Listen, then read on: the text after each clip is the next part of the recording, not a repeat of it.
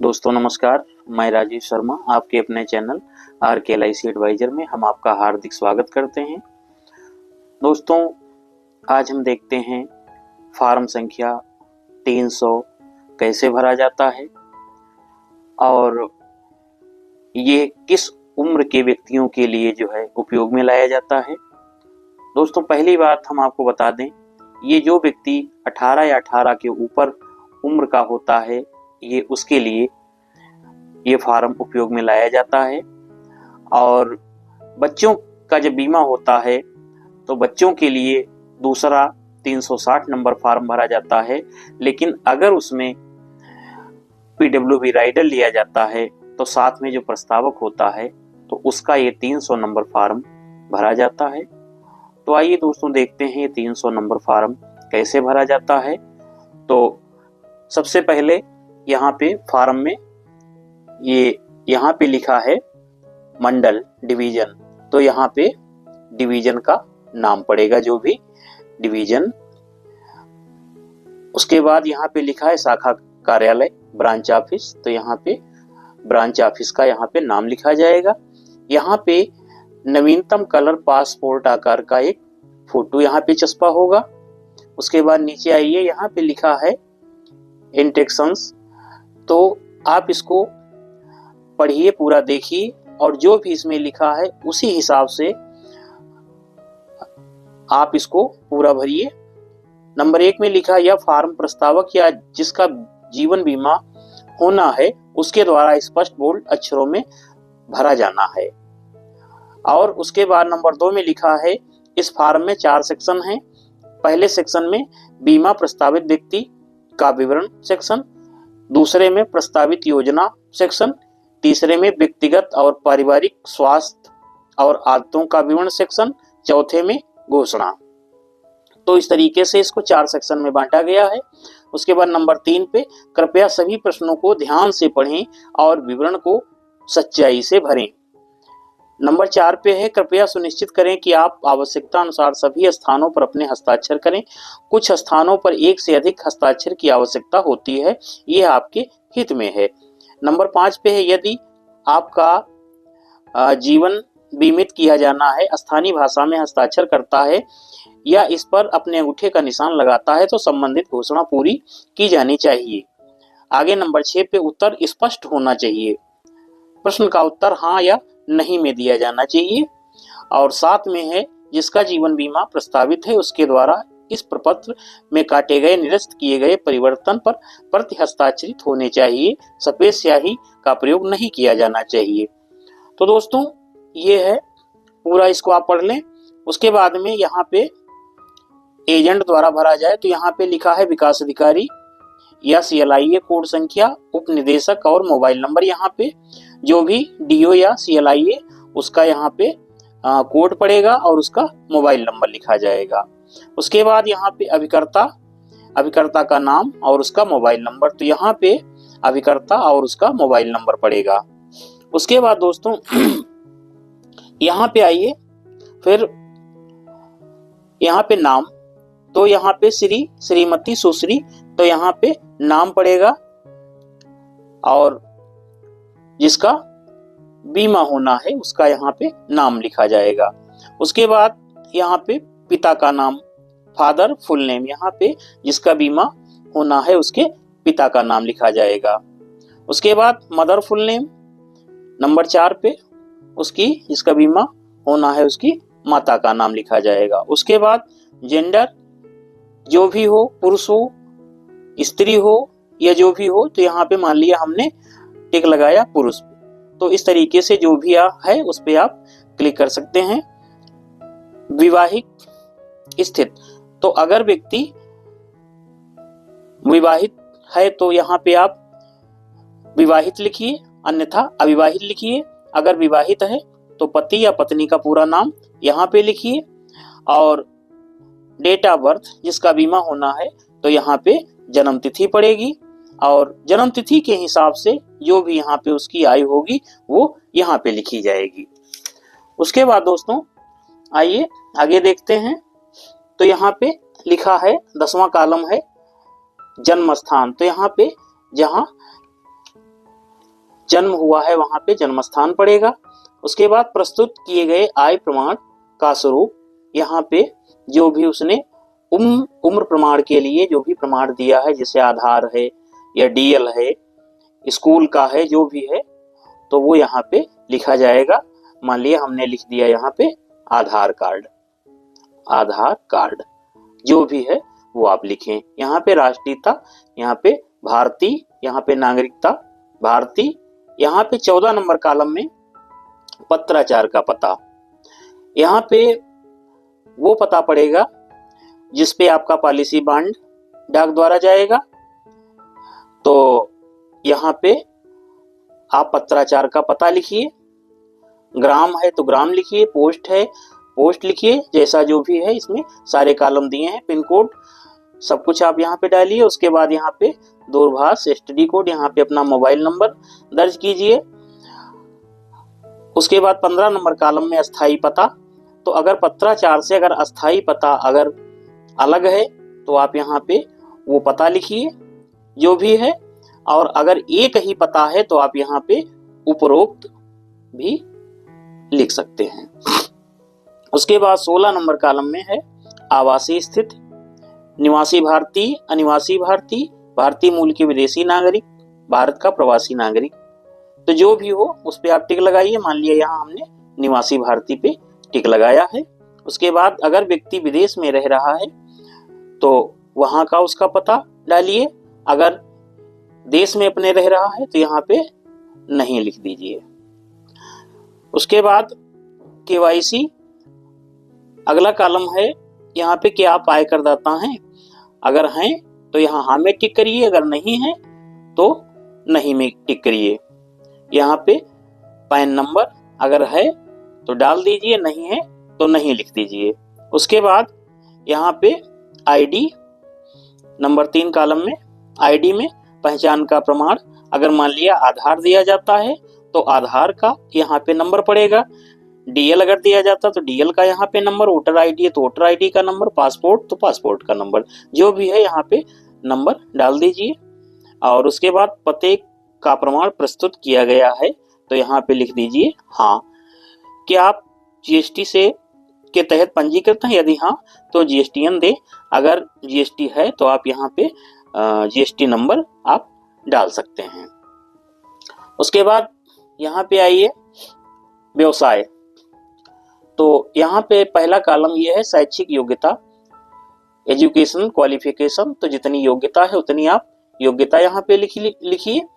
यहाँ पे वर्तमान व्यवसाय, तो जो भी इंसान व्यवसाय कर रहा है या आप जो भी कर रहे हैं, मान लिया आप कृषि कर रहे हैं तो यहाँ पे आप कृषि डालिए, या जो भी आप काम कर रहे हैं सर्विस कर रहे हैं तो आप नौकरी यहाँ पे डालिए, जो भी आप कर रहे हैं वो यहाँ पे पड़ेगा।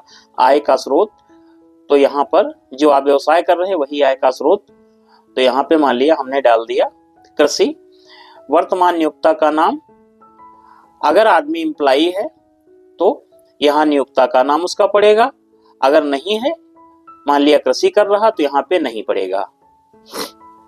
कार्य का यथार्थ स्वरूप, अगर आदमी सर्विस कर रहा है नौकरी कर रहा है तो वहां पे वो किस पोस्ट पे है तो वो यहाँ पे पड़ेगा। पूर्ण की गई सेवा की अवधि, कितने साल से वो सर्विस कर रहा है उसकी जो है ये यहाँ पे अवधि पड़ेगी। वार्षिक आय एनुअल इनकम, यहाँ पे उसकी वार्षिक आय पड़ेगी, कितनी इनकम है। अगर व्यक्ति सशस्त्र बल में अगर काम कर रहा है तो उसके द्वारा यहाँ पे ये कॉलम भरे जाएंगे। अगर व्यक्ति सशस्त्र बल में नहीं है तो यहाँ पे हर कॉलम में नहीं नहीं, इसमें सब में नहीं नहीं लिख दिया जाएगा।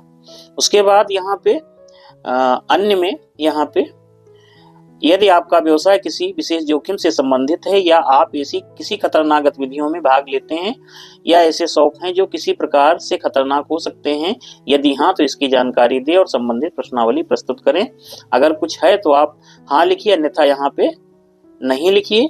यहाँ पर कि आपके विरुद्ध किसी भी वर्तमान में भारत या विदेश के किसी न्यायालय में किसी आपराधिक सिविल अपराध से संबंध कोई जांच की जा रही है अथवा आपके विरुद्ध चार्जशीट दाखिल की गई है, मुकदमा चलाया गया, दोषी ठहराया गया है या लंबित आरोप है, यदि हाँ तो ठीक है, अन्यथा आप यहाँ पे नहीं लिखें। यहाँ कि आप राजनीतिक रूप से जोखिमपूर्ण व्यक्ति हैं या आप राजनीतिक रूप से जोखिमपूर्ण व्यक्ति के परिवार के सदस्य या नजदीकी रिश्तेदार हैं, तो यहाँ पे हम नहीं लिखते हैं। उसके बाद आगे यहाँ पे अगर कोई आपकी पुरानी पॉलिसी चल रही है तो आप उसका विवरण, पॉलिसी संख्या, किस कंपनी में है वो यहाँ पे, योजना अवधि, बीमा राशि, टर्म राइडर अगर है वो, यहाँ पे ये सारा पूरा जो है प्रारंभ होने की तिथि ये सब पड़ेगा। क्या चालू स्थिति में है तो यहाँ पे हाँ लिखा जाएगा। उसके बाद आइए 14 नंबर कॉलम में ये लिखा है, क्या निगम के किसी कार्यालय में या किसी अन्य बीमा कंपनी में कभी आपके जीवन में कोई प्रस्ताव प्रस्तुत किया गया है तो यह पुनर्चलन के लिए आवेदन पत्र है। तो यहाँ पे हम ये जो भी है A B C D, तो इनमें हम यहाँ पे नहीं लिखते हैं, यहाँ पे हम नहीं लिखते हैं। उसके बाद आगे यहाँ पे आते हैं, ये नॉमिनी का कॉलम है, क्योंकि जब बीमा होता है तो उसमें नॉमिनी बनाया जाता है, नॉमिनी जरूरी भी होता है, तो इसलिए यहाँ पे नामित व्यक्ति का नाम व पता, यहाँ पे नॉमिनी का नाम लिखा जाएगा। यहाँ पे मान लिया शेयर, हिस्सा, मान लिया हमने 100% डाल दिया। यहाँ पे नॉमिनी की आय, यहाँ पे बीमित व्यक्ति के साथ अगर पत्नी है तो पत्नी लिखे, पति है तो पति लिखे, पुत्र है तो पुत्र लिखे, पिता जो भी है वो यहाँ पे रिलेशन लिखा जाएगा। उसके बाद उसकी जो है आईडी का प्रमाण, मान लिया आधार है तो यहाँ पे हम आधार लिखेंगे या जो भी है वो लिखेंगे, उसका नंबर यहाँ पे पड़ेगा। उसके बाद जिसका बीमा होता है उसके बैंक अकाउंट का यहाँ पे विवरण यहाँ पे डाला जाएगा। मान लिया सेविंग है, सेविंग आपका अकाउंट, योर अकाउंट नंबर, यहाँ पे अकाउंट नंबर पड़ेगा, यहाँ पे IFSC कोड पड़ेगा, यहाँ पे जो बैंक है उसका नाम व पता लिखा जाएगा। उसके बाद यहाँ पे व्यक्ति का मोबाइल नंबर पड़ेगा, यहाँ पे मेल ID डाली जाएगी, यहाँ पे बीमित व्यक्ति का यहाँ पे हस्ताक्षर या अंगूठे का निशान जो भी व्यक्ति लगाता है वो किया जाएगा। आइए आगे चलते हैं। यहाँ पे प्रस्तावित योजना, तो ये सेक्शन 2 है। यहाँ पे बीमे का उद्देश्य इसमें दिए है बचत, जोखिम कवर, बचत व जोखिम कवर, तो यहाँ पे हम टिक करते हैं बचत व जोखिम कवर में। अगला है प्रस्ताव किसके तहत है, व्यक्तिगत जीवन, नियोक्ता कर्मचारी योजना, HUF, MWP, तो यहाँ पे हम व्यक्तिगत जीवन में टिक करते हैं।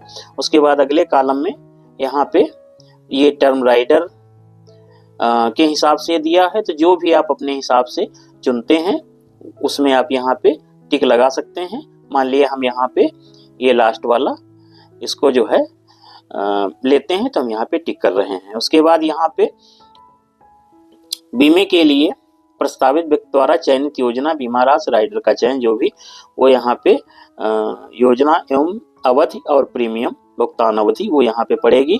मान लिया हम 714 लेते हैं टेबल, और मान लिया हम 21 साल की पॉलिसी लेते हैं तो वो हमने डाल दिया। यहाँ पे प्रस्तावित बीमाधन मूल, बीमाधन जो भी सम इंश्योर्ड कितने का सम इंश्योर्ड लेते हैं, मान लिया हमने 5 लाख, तो यहाँ पे हम 5 लाख का लिख देते हैं। उसके बाद प्रीमियम भुगतान विधि, वार्षिक, छमाही, तिमाही जो भी हम लेते हैं, मासिक जैसा भी है, तो मान लिया हमने यहाँ पे वार्षिक, हमने वार्षिक लिया तो हमने वार्षिक लिख दिया। उसके बाद ये अवधि प्रस्तावित, क्रिटिकल बीमारी जो भी, ये दुर्घटना हित लाभ राशि जो भी, मान लिया हमने अगर 5 लाख का एक्सीडेंटल रिस्क कवर लिया तो हम यहाँ पे 5 लाख लिख देंगे और यहाँ पे हाँ लिख देंगे। और यहाँ पे अगर हम बैक डेट से कोई पॉलिसी लेते हैं तो हम यहाँ पर बैक डेट लिखेंगे। उसके बाद यहाँ पे अर्धसैनिक बलों के लिए ये है, तो अगर हाँ है तो हाँ क्लिक करते हैं, अगर हाँ नहीं है तो यहाँ पे हम नहीं में लिखते हैं। उसके बाद आगे यहाँ पे अगर बच्चे के बीमे के साथ में अगर PWB राइडर में अगर ये 300 नंबर फॉर्म अगर यूज होता है तो तब ये कॉलम जो है यहाँ पे हम हाँ करते हैं, अन्यथा यहाँ पे नहीं कर देते हैं। उसके बाद अगला ये है LIC की आधारशिला, आधार स्तंभ के तहत प्रस्तावित होने पर ही उत्तर अपेक्षित हैं, अन्यथा यहाँ पर हम नहीं लिखते हैं ये। और ये अगला कॉलम है ये जीवन अमर के लिए, अगर नहीं है तो यहाँ पर हम सीधे नहीं लिखते हैं। और आगे हम आते हैं तो यहाँ पे कि आपका जीवन निगम के किसी अन्य कार्यालय में या किसी अन्य बीमाकर्ता के समक्ष बीमा या पुनर्चलन के लिए आवेदन हेतु स्वीकृत किया गया है या विचाराधीन है, यदि हाँ तो विवरण, अन्यथा यहाँ पे हम नहीं पे टिक लगाते हैं। क्या जीवन साथी बच्चों के जीवन पर एक साथ प्रस्तावित है, हाँ तो हाँ, अन्यथा यहाँ पे हम नहीं पर टिक करते हैं। कि आप परिपक्वता लाभ किस्तों में लेने का विकल्प चाहते हैं, अगर चाहते हैं तो हाँ पे टिक करिए, अन्यथा नहीं पे टिक करिए। कि आप मृत्यु हित लाभ किस्तों में लेने का विकल्प चाहते हैं, अगर हाँ तो हाँ, अन्यथा नहीं पर टिक करिए। उसके बाद यहाँ पे अपने उद्देश्यों के मिलान के लिए आवश्यक हो एजेंट द्वारा बताई गई है, यहाँ पे हाँ लिखा जाएगा। उसके बाद यहाँ पे बीमे के धारक के हस्ताक्षर यहाँ पे होंगे। उसके बाद स्वास्थ्य और आदतों का व्यक्तिगत पारिवारिक विवरण, यहाँ पे ऊंचाई, जो भी ऊंचाई हो बीमा धारक जो बीमा लेना चाहता है उसकी ऊंचाई, यहाँ पे वजन, हाइट वेट दोनों यहाँ पे लिखे जाएंगे। उसके बाद ये कॉलम बी में ये 5 वर्षों के दौरान कोई ऐसी बीमारी जिसमें जो है उपचार के लिए किसी चिकित्सक से परामर्श लिया गया, हाँ तो हाँ, अन्यथा यहाँ पे हम नहीं पे टिक करते हैं। इस कॉलम में सी में भी हम नहीं पे टिक करते हैं, डी में हम नहीं पे टिक करते हैं। और उसके बाद फिर हम इसमें आते हैं, इस कॉलम में बीमारियां, इधर भी बीमारियां लिखी हैं, तो ये हम टोटल पूरा पढ़ते हैं।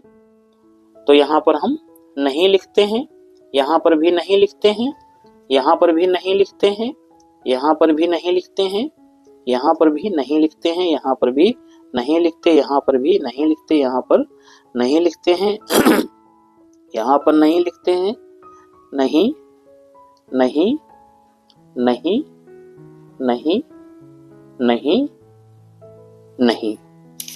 उसके बाद हम आगे बढ़ते हैं,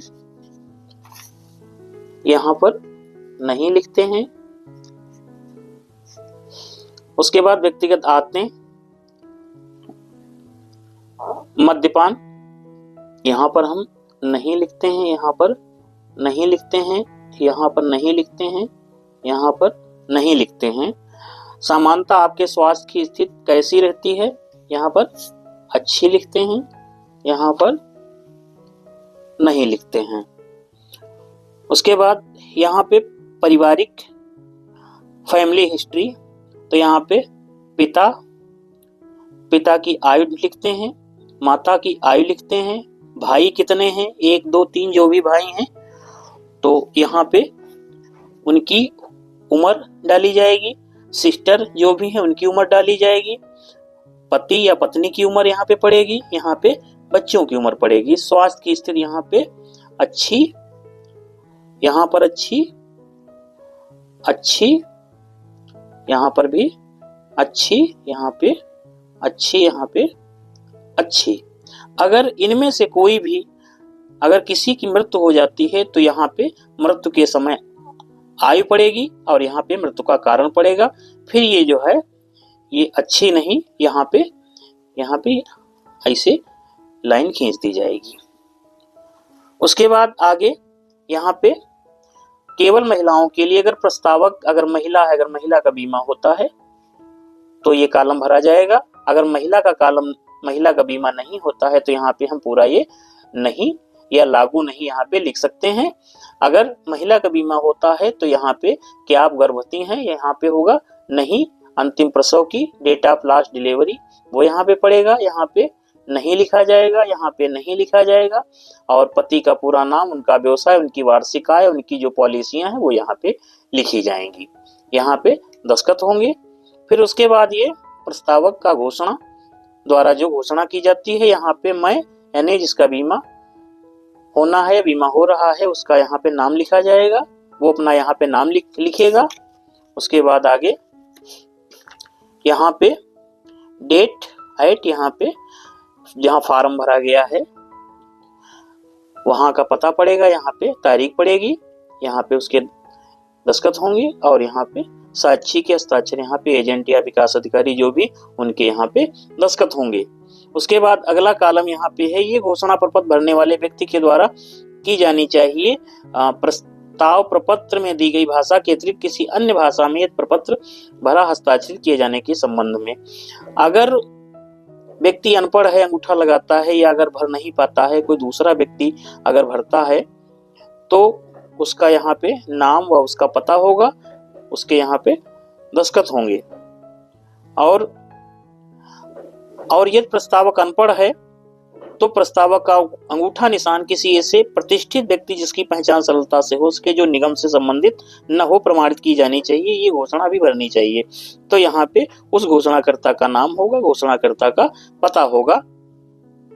उसके बाद इसमें कुछ नहीं भरना है। उसके बाद आगे आइए, यहाँ पे फिर बीमा धारक के हस्ताक्षर या अंगूठा का निशान लगेगा। उसके बाद फिर इसमें आइए, इस कॉलम में ये निपटान विकल्प के लिए प्रस्ताव पत्र का परिशिष्ट परिपक्वता लाभ लेने के लिए अगर आप किस्तों में अगर विकल्प चाहते हैं कि हमें पैसा किस्तों में मिले तो आप हाँ लिख सकते, अन्यथा हम यहाँ पे नहीं पे इसे टिक करते हैं। उसके बाद फिर नीचे दिनांक, स्थान ये भर देते हैं। उसके बाद यहाँ पे हस्ताक्षर हो जाएंगे। उसके बाद अगला लास्ट में ये जो है मृत्यु हित लाभ अगर हम किस्तों में चाहते हैं तो ये हाँ भरेंगे, अन्यथा हम यहाँ पे नहीं में टिक लगाएंगे। और अगर हाँ में चाहते हैं तो ये विकल्प की अवधि भी डालेंगे, 5 वर्ष, 10 वर्ष, 15 वर्ष, जो भी ये हमको चॉइस करना पड़ेगा। उसके बाद ये पूरा भरना पड़ेगा। अगर नहीं चाहते हैं तो केवल नहीं में टिक करना पड़ेगा। और उसके बाद जो है यहाँ पे दिनांक, स्थान ये पड़ेगा और यहाँ पे दस्तखत हो जाएंगे। बीमे के लिए प्रस्तावित व्यक्ति का नाम यहाँ पे लिखा जाएगा। तो दोस्तों, इस तरीके से आपने देखा कि 300 नंबर प्रपोजल फॉर्म कैसे भरा जाता है, और हमें आशा ही नहीं विश्वास भी है कि आप अच्छी तरीके से समझ गए होंगे। अगर कहीं से अगर कोई आपको समझने में दिक्कत हुई है या कहीं पे आप भूलते हैं तो आप कमेंट बॉक्स में जाकर आप कमेंट करके आप हमसे सलाह ले सकते हैं।